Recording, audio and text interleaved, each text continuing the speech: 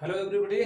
तो आज हम लोग जो है फिर देखते हैं ज्योग्राफी की क्लास। ज्योग्राफी की क्लास में देखेंगे हम लोग भू आकृतिक प्रदेश, भारत का भू आकृतिक प्रदेश यानी भारत कितने प्राकृतिक प्रदेशों में बटा है। मैं राज्यों की बात नहीं कर रहा हूँ, आप जियोग्राफिकल टर्म्स में देखिए।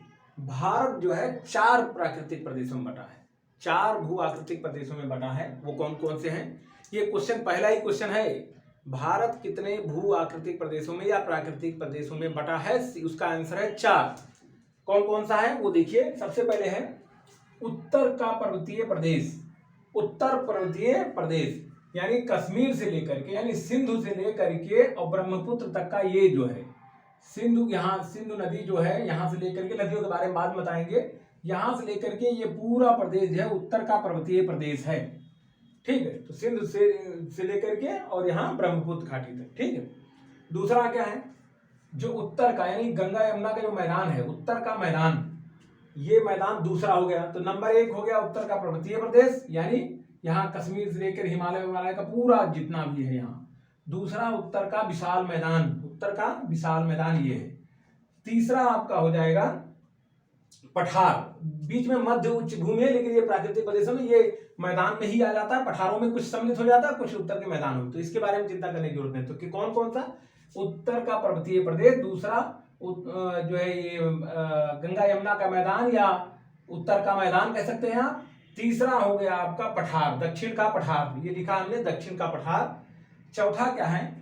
तटीय प्रदेश, चाहे वो पश्चिमी तटीय प्रदेश, ये वाला जो इस लाइन के, जो डॉटेड लाइन के बीच में और ये तट रेखा के बीच में, ये जो है ये मैदान है पश्चिमी तटीय मैदान, और ये पूर्वी तटीय मैदान एवं द्वीप, ये 4 हो गए।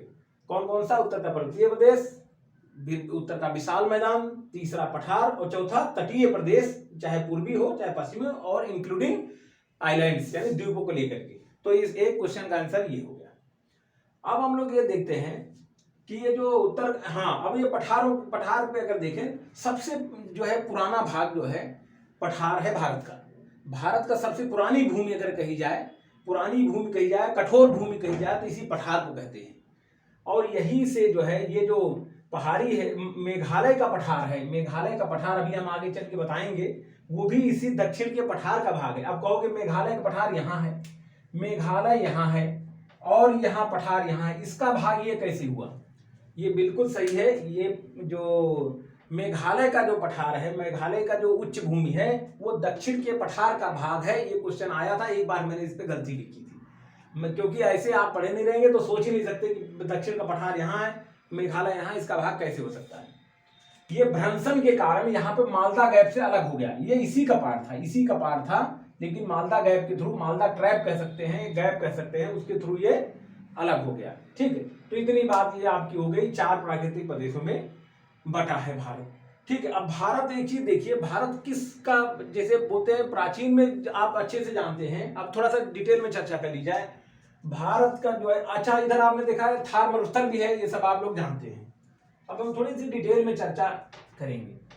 कई बार क्वेश्चन आता है या पूछते हैं, हम सब जगह पूछा जाता है कि भारत जो है किसका भाग है? भारत कहते हैं गोंडवाना लैंड का भाग है। गोंडवाना लैंड क्या चीज है? आप जब डिटेल में फिजिकल ज्योग्राफी यानी जो वर्ल्ड ज्योग्राफी जब पढ़ेंगे स्टार्टिंग में, तो वहां बात आती है कि पूरा जो संपूर्ण पृथ्वी खंड एक पैंजिया था, उसका भाग था। पहले सब जुड़ा हुआ था, पूरे जितने महाद्वीप थे सब एक में जुड़े हुए थे। तो ऊपर का भाग हो गया, मतलब पूरा भाग हो गया पैंजिया, पूरा भाग मिला के, धरती का ये पूरा भाग मिला के हो गया आपका पैंजिया। क्या हो गया? पैंजिया। पूरा भाग इतना अगर कह लो, ये पूरी धरती का, तो ये पैंजिया हो गया। बाद में यहीं से गैप शुरू हुआ, यहीं से, तो नीचे का भाग और ये ऊपर का भाग, तो ऊपर वाले भाग को कहा गया जो है अंगारा लैंड, और नीचे को गोंडवाना लैंड। ऊपर को क्या कहा गया? जो है अंगारा लैंड, नीचे को गोंडवाना लैंड।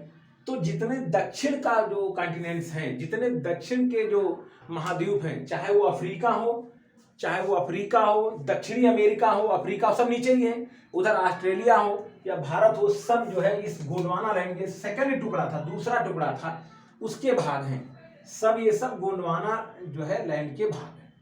गोंडवाना से ही टूट के ये निचला भाग जब फिर से टूटा, यानी ये जो बीच में जो टेथिस सागर था, अंगारा लैंड और गोंडवाना लैंड के बीच में जो इसमें दरार बड़ी, संवहनीय धाराओं के कारण दरार बड़ी, तो ये जो है टूट गया, अलग हो गया, फिर ये और अलग, फिर से अलग हुआ, यानी कई टुकड़ों में बटा। तो जो दक्षिणी महाद्वीपीय है, चाहे वो दक्षिण अमेरिका, अफ्रीका, जो है ऑस्ट्रेलिया और इंडिया, ये सब गोंडवाना लैंड के भाग थे, फिर उसमें टूट टूट के बने।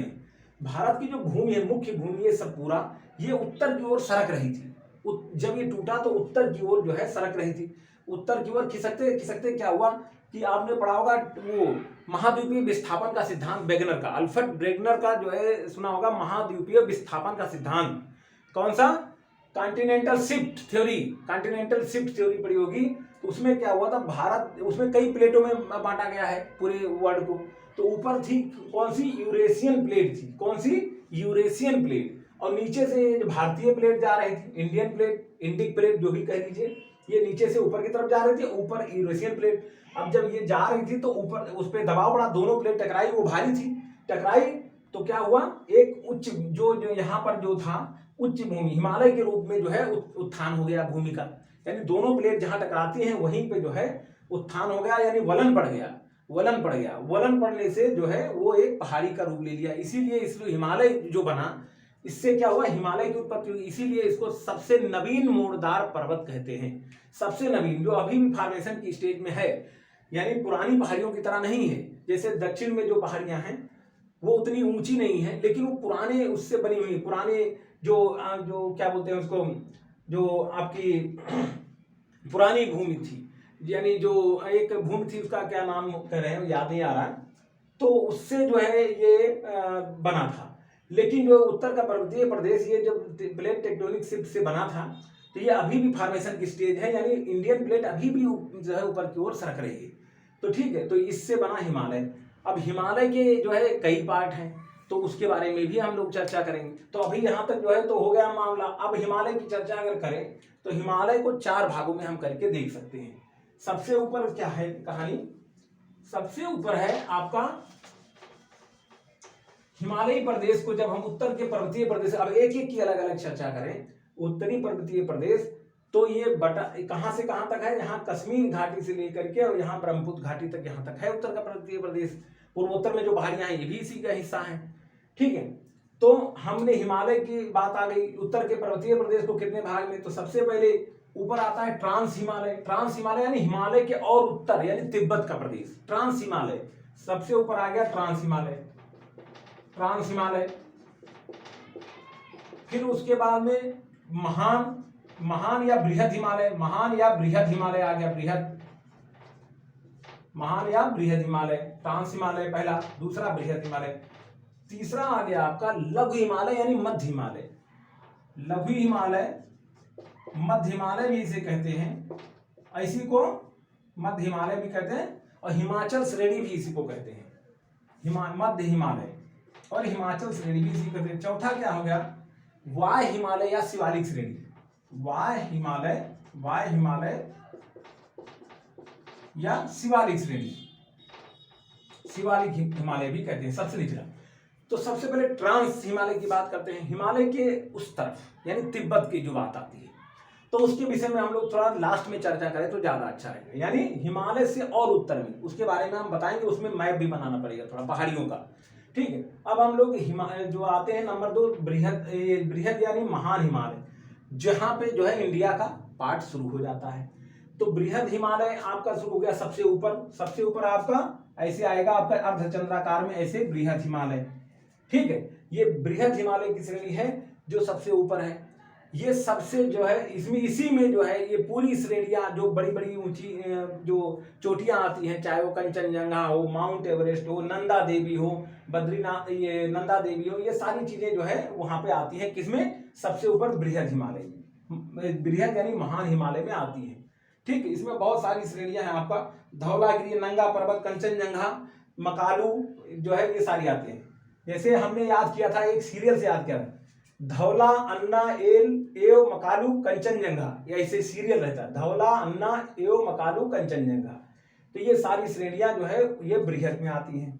बृहद के नीचे आपका ये आता है आपका लघु हिमालय, इस तरह से कुछ है, इस तरह से कुछ है, ये बृहद हो गया यानी महान हिमालय। दूसरा आ गया लघु हिमालय, अब ये इसमें जो है हिमाचल वगैरह आ जाता है लघु हिमालय में। लघु हिमालय में कौन कौन सा आ जाता है? हिमाचल। हिमाचल के साथ साथ जैसे आपकी पीर पंजाल श्रेणी भी इसी में आ जाएगी। पीर पंजाल श्रेणी भी लघु हिमालय में ही आ जाती है। और आपकी जो धौलागिरी आ जाती है, धौलागिरी आ जाती है। और पीर पंजाल, नाग टिब्बा महाभारत श्रेणी, नाग टिब्बा एवं महाभारत श्रेणी भी इसी लघु हिमालय में आ जाती है। और एक क्वेश्चन है इसमें जो है ये कश्मीर की घाटी और काठमांडू की घाटी, कश्मीर की घाटी और काठमांडू की घाटी, ये दोनों बृहद और लघु हिमालय के मध्य हैं। कश्मीर की घाटी जो है ये लघु हिमालय का ही हिस्सा है, ये पहले तो ये मान के चलिए। लेकिन बृहद हिमालय और लघु हिमालय के बीच में आती है कश्मीर की घाटी, दूसरा काठमांडू की घाटी। ठीक है, इसमें हमने आपको बता ही दिया कौन कौन से श्रेणियां हैं, कौन कौन सी हैं इसमें। ये आपको बताया पीर पंजाल, धौलागिरी, महाभारत श्रेणी, नाग टिब्बा इसमें लघु हिमालय में आती है। ठीक है, और सबसे नीचे है आपका जो है कौन सा, क्या बोलते हैं उसको, सबसे नीचे ये आएगा आपका वाह यानी शिवालिक श्रेणी, सबसे नवीन आपकी आएगी जो है वाह हिमालय या शिवालिक श्रेणी, सबसे नवीन यही है, आंसर में आता है। अब इसी तरह जो है बृहद हिमालय की बात करें, सबसे पहला जो है बृहद हिमालय 6000 की जो है मीटर की ऊंचाई तक चोटियां हैं। यहाँ पे कितने हैं? 6000 मीटर की चोटियां हैं। उसके बाद लघु हिमालय में 3700 लेकर के 3700 से लेकर के 4500 मीटर तक की ऊंचाई की जो है चोटियां हैं। और नीचे आ जाए हम अगर वाय हिमालय शिवालिक श्रेणी में, तो वहां पर 600 मीटर से लेकर के 1500 मीटर की ऊंचाई तक श्रेणियां हैं, मतलब चोटियां हैं। इसी तरह एक क्वेश्चन और पूछा जाता है इसमें कि जो है ये जो हिमालय की जो चौड़ाई है जो पर्वत की, पश्चिम में ज्यादा है और पूरब में जाते जाते चौड़ाई कम हो जाती है।